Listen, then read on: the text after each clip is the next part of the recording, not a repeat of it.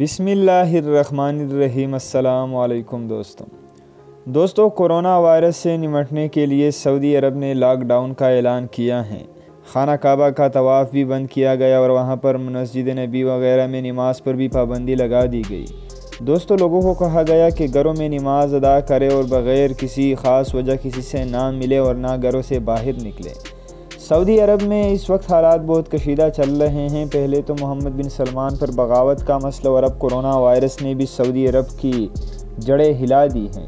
کہا جا رہا ہے کہ دعویٰ سامنے آیا ہے کہ اس سال حج پر بھی پابندی لگائی جائے گی اور کسی بھی کو حج کی ادائیگی نہیں دی جائے گی، کیونکہ کورونا وائرس ایسا خطرناک وائرس ہے جس کا وائرس ہوا میں کچھ گھنٹے پھیلتا ہے، جس کی وجہ سے کوئی بھی اس راستے سے گزرتا ہوگا تو اسے یہ وائرس انفیکٹ کر سکتا ہے۔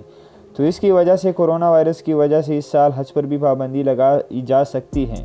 یہ خدشہ سامنے آیا ہے کہ اگر کورونا وائرس پر قابو نہ پایا گیا تو حج پر اس سال حج کی ادائیگی نہیں ہو پائے گی، کیونکہ لوگوں کی جانیں مشکل میں نہیں ڈالی جا سکتی۔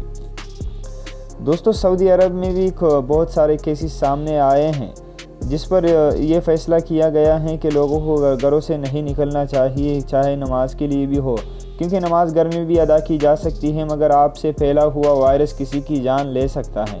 اس لیے لوگوں کو گھروں سے نہ نکلنے کا حکم دیا گیا ہے۔